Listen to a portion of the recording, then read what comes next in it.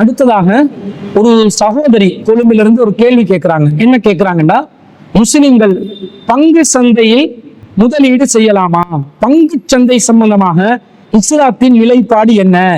அந்த பங்கு சந்தையில் இடைத்தரகர்களாக இருக்கக்கூடியவர்களோட முஸ்லிம் பெண்களுக்கு பேசுவதற்கு, தொலைபேசி மூலமாக பேசுவதற்கு அனுமதி இருக்கிறதா என்று, இது பங்கு சந்தையில பல நிறுவனங்கள், பல வியாபார நிறுவனங்கள் முதலீட்டாளர்களாக இருப்பார்கள்.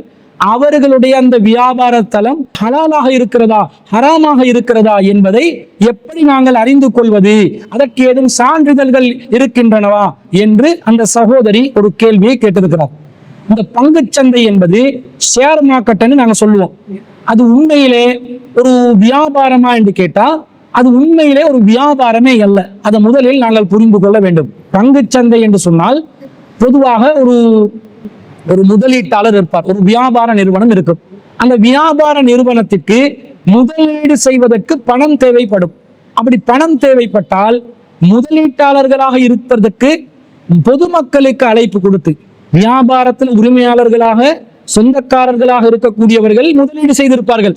அவர்களுடைய முதலீட்டின் அளவு போதாததனால, குறைவாக இருப்பதனால இன்னும் பலரை முதலீட்டாளர்களாக பங்கு சந்தையில் சேர்த்து, பங்குகளாக அந்த முதலீட்டை பிரித்து அதிலே பங்குதாரர்களாக சேர்த்துக் கொள்வதற்கு அழைப்பு விடுத்து, பல பங்குகளாக அந்த முதலீட்டை பிரித்து வகைப்படுத்தி அதனூடாக முதலீட்டை முழுமைப்படுத்திக் கொள்வதுதான் பங்கு சந்தை என்று சொல்லப்படுகிறது. உதாரணமாக சொல்வதாக இருந்தா, ஒரு ஷேர் மார்க்கெட் என்றதில் இலகுவாக புரிந்து கொள்வதாக இருந்தா, ஒரு குறிப்பிட்ட நிறுவனம் 1 கோடி ரூபாய் மூலதனத்தை வச்சு இயங்கி வர்றாங்க. இதுல அவங்க என்ன செய்வாங்கன்னு சொன்னா, அதுல 70% முதலீட்டை, மூலதனத்தை அந்த வியாபாரத்தின் உரிமையாளர்கள் முதலீடு செய்வார்கள். இன்னும் 30% முதலீட்டு மூலதனம் அவர்களுக்கு தேவைப்படும். அப்ப என்ன செய்வாங்க? 70 லட்சத்தை ஆரம்ப உரிமையாளர்கள், முதலீட்டாளர்களாக இருக்கக்கூடியவர்கள் மூலதனத்துக்கு முதலீடு செய்வார்கள். மீதமுள்ள 30 லட்சத்தை பொதுமக்களிடம் மூலதனத்தில் சேர்த்துக் கொள்வதற்காக அந்த மூலதனத்தை பங்குகளாக பிரித்து, 30 லட்சத்தை பங்குகளாக பிரித்து பொது சந்தையில அவர்கள் அதை விற்பனைக்கு விடுவார்கள். அப்ப அந்த பங்குகளை யாரெல்லாம் வாங்கிக் கொள்கிறார்களோ, வாங்கும் பொழுது அந்த மூலதனத்திற்கு தேவையான 30 லட்சம் ரூபாய் சேர்ந்துவிடும். அப்ப 70 லட்சத்துக்கு அந்த நிறுவனம் சொந்தக்காரர்களாகவும், மீதமுள்ள 30 லட்சத்துக்கு பொதுமக்களுடைய பங்குகளையும் சேர்த்து பொதுமக்களையும் முதலீட்டாளர்களாக சேர்த்துக் கொள்ற முறைதான் பங்கு சந்தை என்று சொல்லப்படுகிறது. இதை மேலோட்டமா நாங்க பார்த்தோம் என்று சொன்னா, இதுல ஏதாவது தவறு இருக்கிற மாதிரி இருக்குதா? ஒருத்தரை மூலதனம் தேவைப்படுது, மூலதனத்துக்கு காசு போதாம இருக்கிறது என்று சொன்னா, இன்னொருத்தரை சேர்த்து கொண்டு மூலதனத்துக்காக இன்னொருத்தருடைய உதவியை பெற்றுக் கொள்வது, அந்த மூலதனத்தில் அவர் முதலீடு செய்யும் மூலதனத்துக்கு அவருக்கு லாபம் கொடுக்கறதுல என்ன பிரச்சனை இருக்குது? அது ஹலாலான ஒரு முறை மாதிரி தான் மேலோட்டமாக பார்க்கும்போது நமக்கு தெரியும். ஆனா அதை உள்ளுக்குள்ளே தெளிவாக நாங்கள் ஆய்வு செய்து பார்த்தால், இதுக்குள்ளே பலவிதமான மோசடிகளும், பல ஏமாற்று வேலைகளும், சூதாட்டங்களும் நடைபெறுவதை நாங்கள் பார்க்கக்கூடியதாக இருக்கிறது. இப்போ 1 கோடி ரூபாய் மூலதனம், 70 லட்சம் முதலீட்டாளர்கள், ஆரம்ப உரிமையாளர்கள் முதலீடு செய்திருக்கிறார்கள். மீதமுள்ள 30 லட்சத்தை பொதுமக்கள் கிட்ட அவங்க பங்குகளாக வசூலிச்சிருக்கிறாங்க. இப்போ 1 கோடி ரூபாய் முதலீடு இருக்குது. இந்த 1 கோடி ரூபாய் முதலீட்டை யாரு பங்குதாரர்களாக சேர்ந்து கொண்டார்களோ அவர்களுக்கு சொந்தமான அந்த 1 கோடி ரூபாயில 30 லட்சத்தை அதே மாதிரி ஒரு 30 லட்சம் ரூபாய்க்கு இன்னொரு சாராருக்கு அவங்க வித்து போட்டாங்கன்னு சொன்னா, விற்பனை செய்தார்கள் என்று சொன்னா, அதுல எந்த தவறும் இருக்காது. ஆனா இந்த பங்குகளாக சேர்க்கப்பட்ட 30 லட்சம் ரூபாய்களை 30 லட்சம் ரூபாவாகவே விற்பனை செய்யப்படுமான்னு கேட்டால் அப்படி விற்பனை செய்யப்படாது.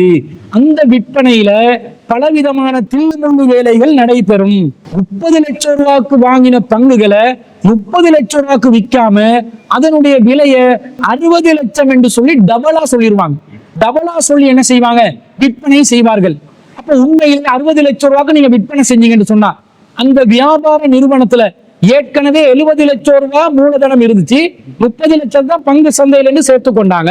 இப்ப இந்த 30 லட்சம் பங்குகளை 60 லட்சம் ரூபாய்க்கு வித்தா ஏற்கனவே உள்ள 70 லட்சம் ரூபாவும் அந்த 60 லட்சம் ரூபாவும் சேர்ந்தா 1 கோடி 30 லட்சம் ரூபாய் அந்த நிறுவனத்துல சொத்துக்களாக இருக்கணுமா இல்லையா? இருக்கணும்.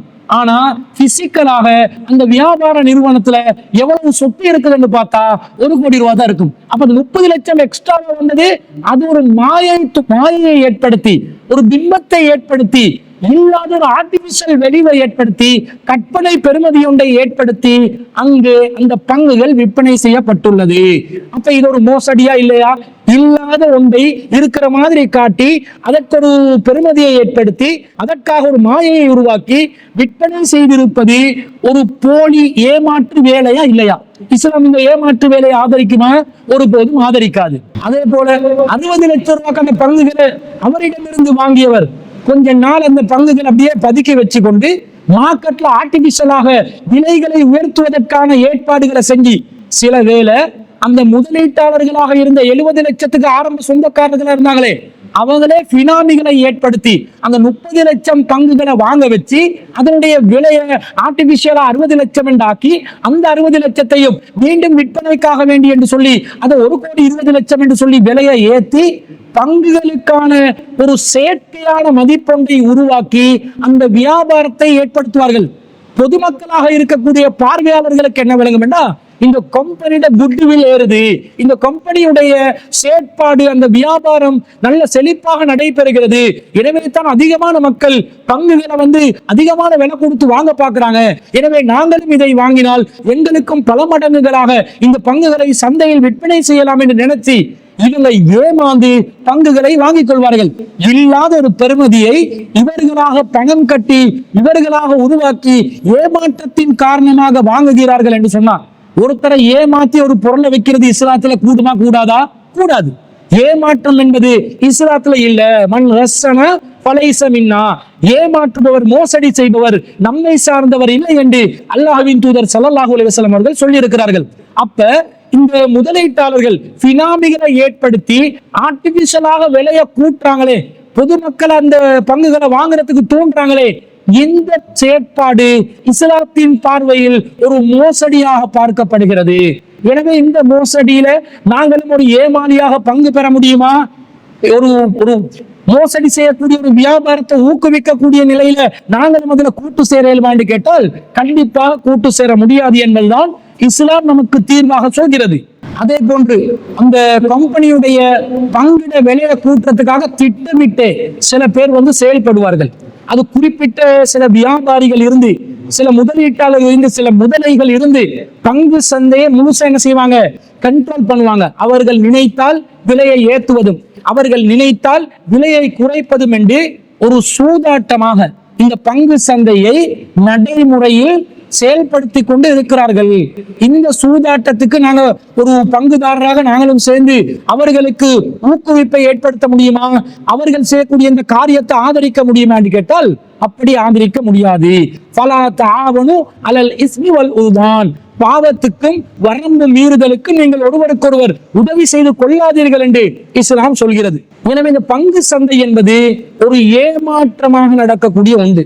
முதலாவது, அதுல எந்த வகையிலும் அவர்கள் ஏற்கக்கூடிய அந்த பங்குகளின் விலைக்கு கற்பனை விலை பெறுமதி தான் இருக்கிறதே தவிர அந்த நிறுவனத்தை கள ஆய்வு செய்து இருப்புகளை பிசிக்கலாக எஸ்டிமேட் போட்டால் அப்படிப்பட்ட ஒரு பெறுமதியான சொத்து அந்த நிறுவனத்தில் இருக்காது. இல்லாத ஒரு பொருளுக்கு இல்லாத ஒரு விலையை ஏற்படுத்தி இவர்கள் அந்த சந்தையில பொதுமக்களை ஏமாத்தி மீண்டும் அந்த முதலீட்டாளர்களே தங்களுடைய பினாமிகள் ஊடாக மக்களுடைய பொருளாதாரத்தை சூறையாடக்கூடிய ஒரு வக்கிர புத்தியை பயன்படுத்தி மக்களுடைய பொருளாதாரத்தை சூறையாடக்கூடிய ஒரு மோசடியான வியாபாரமாக பங்கு சந்தை இருப்பதை பார்க்கிறோம். அடுத்தது அன்பிற்குரியவர்களே, பங்கு சந்தையில முதலீடு செய்யறோம். நமக்கு வெளிப்படையாக தெரியக்கூடிய விதத்துல ஒயிட் லிஸ்டட் கம்பெனி என்று சில கம்பெனிகளை வைப்பாங்க. அந்த கம்பெனிகளை பார்த்தா இது டெலிகம்யூனிகேஷன் ஃபீல்ட் இருக்குது, இது இம்போர்ட் எக்ஸ்போர்ட் கம்பெனியா இருக்குது, இவங்க ஃபுட்ஸை இம்போர்ட் பண்றாங்க, எக்ஸ்போர்ட் பண்றாங்க, அல்லது இவங்க டெக்னாலஜிக்கு சம்பந்தப்பட்ட எலக்ட்ரானிக் ஐட்டம்ஸ்களை தான் இவங்க வியாபார நிறுவனத்துல விற்பனை செய்யறாங்க. மேலோட்டமா பார்க்கும்போது அந்த ஒயிட் லிஸ்ட் கம்பெனி லிஸ்ட்ல இருக்கக்கூடிய பொருளை வச்சு நாங்கள் முடிவெடுப்போம். ஆனா உண்மையில் நாங்கள் முதலீடு செய்யக்கூடிய காசு வியாபாரத்தில் எந்த பகுதிக்கு எந்த துறையில் அந்த காசு பயன்படுத்தப்படுகிறது என்பதை பங்குதாரர்களாக இருக்கக்கூடியவர்களுக்கு அறிவதற்கு துளி அளவும் வாய்ப்பு இல்லை. 1 கோடி ரூபாய் பெறுமதியான ஒரு வியாபார தளத்துல 70 லட்சம் முதலீட்டாளர்களுக்கு தெரியும் இந்த பணம் எதற்காக வேண்டி பயன்படுத்தப்படுகிறது என்று. 30 லட்சம் ரூபாய் பொதுமக்களுடைய பங்குகளாக வசூல் செய்த அந்த தொகை எதற்காக பயன்படுத்தப்படுகிறது என்று 30 லட்சம் ரூபாய் பங்குதாரர்களாக சேர்ந்தவர்களுக்கு தெரியுமா? தெரியாது. அப்ப ஷேரை வாங்கினவனுக்கு தன்னுடைய ஷேர் மேலோட்டமாக கம்பெனியிட அந்த அடிப்படையான வியாபார பொருளை வச்சுதான் இவன் இன்வெஸ்ட் பண்றான், அந்த பங்குகளை வாங்குறான். ஆனா உண்மையில் எதற்காக பயன்படுத்தப்படுகிறது என்பதை அறிந்து கொள்ளும் உரிமை அந்த ஷேர் ஹோல்டருக்கு கிடையாது. ஷேர் ஹோல்டரா இருந்தா நானும் அந்த கம்பெனியில ஒரு உரிமையாளரா இல்லையா? நான் ஒரு உரிமையாளராக இருந்தா என்னுடைய உரிமை பிரகாரம் அந்த கம்பெனியில நிறுவனத்துல என்னென்ன செயற்பாடுகள் நடக்கிறது, எவ்வளவு உண்மையான லாபம் கிடைக்கிறது, அதில என்னுடைய பங்கு எவ்வளவு என்ற அனைத்து தகவல்களும் புள்ளி விவரங்களோட கள ஆய்வு செய்யக்கூடிய அதிகாரத்தோட அறிந்து கொள்ளும் உரிமை நான் படைத்தவனா இல்லையா? அந்த உரிமை எனக்கு இருக்கிறது. ஆனா கொடுப்பார்களா? கொடுக்க மாட்டார்கள். அப்ப என்ன பங்குதாரராக சேர்த்து கொண்டது ஒரு போலியான விஷயம், அது ஒரு மாயை, அது ஒரு தோற்றம், அது ஒரு இல்லாத ஒரு காரியத்துல நம்மளை பலவந்தமாக ஈடுபடுத்தி பொருளாதார ஆசையை காட்டி நாங்களும் உரிமையாளர்கள் என்று சொல்லி எங்களுக்கும் லாபம் தருவதாக சொல்லி நம்மளை பலவந்தமாக ஒரு சந்தைக்குள்ளே இழுத்து நம்மளை அவர்கள் செய்யக்கூடிய அநியாயங்களுக்கு கூட என்ன அநியாயம் செய்கிறார் என்பதை தெரியாத நிலையில் அதற்கு நாங்கள் கட்டுப்படக்கூடிய ஒரு நிலைக்கு நம்மளை நிர்பந்திக்கிறாங்க. அப்ப இந்த மாதிரி நம்முடைய காசு எதுக்காக பயன்படுத்தப்படுகிறது என்பதை தெரியாத நிலையில் எப்படி நான் ஒரு பொருளாதார விஷயத்திலே நான் ஈடுபடுவது, எப்படி நான் ஒரு முதலீட்டிலே நான் பங்கு பெறுவது என்பதை சிந்தித்து பார்த்தாலும் இந்த பங்கு சந்தை என்பதுல ஒரு ஏமாற்றம் நடக்கிறது என்பது மீண்டும் ஒரு முறை உறுதியாகிவிடும். எனவே இந்த அடிப்படையில் பார்த்தாலும் பங்கு சந்தையில நாங்க பங்கு பெறுவது நம்முடைய ஈமானுக்கு ஆபத்தானது. உண்மையிலே அது மோசடியான ஒரு வியாபாரம். இல்லாத ஒரு பெருமதியை கற்பனையாக செயற்கையாக ஆர்டிபிஷியலாக அவர்கள் ஏற்படுத்துகிறார்கள். அதே நேரத்துல அந்த லாபம் கூட எனக்கு கிடைக்கக்கூடிய லாபம் என்னுடைய பங்குக்கு கிடைச்சிட்டா இல்லையா என்பதை ஆய்வு செய்யக்கூடிய ஒரு நிலை இல்லாமல் இருக்கிறது. என்னுடைய காசு அந்த நிறுவனத்துல எந்த ஒரு துறையில் பயன்படுத்தப்பட்டது என்பதை கூட அறியும் வாய்ப்பு இல்லாத ஒரு சூழ்நிலையில் இந்த மாதிரி ஒட்டுமொத்தமாக ஒரு மாய உலகத்துக்குள்ளே நம்மை சிக்க வைக்கக்கூடிய இத்தகைய வியாபாரத்தில் இஸ்லாம் ஒருபோதும் நம்மை ஈடுபடுத்திக் கொள்ளுமாறு நமக்கு அனுமதி அளிக்காது என்பதை நாம் தெளிவாக விளங்குவதனால இந்த பங்கு சந்தையில பங்குகளை வாங்குவதும் பங்குகளை விற்பதும் நாங்கள் முற்றிலும் முழுதாக தவிர்த்து கொள்ள வேண்டும் என்பதுதான் இஸ்லாத்தின் தீர்வாக அந்த கேள்வி கேட்ட சகோதரிக்கு நாம் பதிலாக சொல்கிறோம். மேலும் அவங்க சொல்றாங்க, என்ன கேட்கிறாங்க, பங்குதாரர்களாக இருக்கக்கூடிய புரோக்கரோட பேசலாமாண்டு. அப்ப இந்த பங்கு சந்தை கூடாதுன்னு அவங்களோட பேச வேண்டிய அவசியம் வராது. அனுமதிக்கப்பட்ட ஒரு வியாபாரமா இருந்தா அது பேசக்கூடிய நிலையில் ஆணாக இருந்தா ஆணோட கூட ஒரு பெண்ணுக்கு பேசலாம். அனுமதிக்கப்பட்ட ஒரு ஹலாலான ஒரு கடைக்கு போறோம், ஒரு புடவைய வாங்குறோம், ஒரு மெட்டீரியலை வாங்குறோம், ஒரு ஆண் தான் வியாபாரத்துல இருக்கிறார், அந்த நேரத்துல நாங்க அந்த ஆணோட பேசினா அது தவறு கிடையாது. தேவையானதை கட் அண்ட் ரைட்டா தேவையான முறையில குலைவு இல்லாமல் நெளிவு இல்லாமல் அசிங்கம் இல்லாமல் ஆபாசம் இல்லாமல் நாங்கள் பேசினால் அனுமதிக்கப்பட்ட வியாபாரங்கள்ல தாராளமாக தேவைக்கு ஒரு அந்நிய ஆணோடு பேசுவது நமக்கு அனுமதிக்கப்பட்ட காரியம் என்பதனால அதுல நமக்கு தாராளமாக ஒரு அனுமதிக்கப்பட்ட வியாபாரங்கள்ல அந்நிய ஆண்களோட கூட தேவைக்கு பேசலாம். அதே நேரத்துல பங்குதாரர்கள்ட்ட அந்த பட்டியலை ஹலால் ஹராம் சான்றிதழ் கொடுக்கப்பட்டு ஏதாவது ஒரு ஏற்பாடு இந்த இலங்கையில இருக்குதான்னு கேட்கிறாங்க.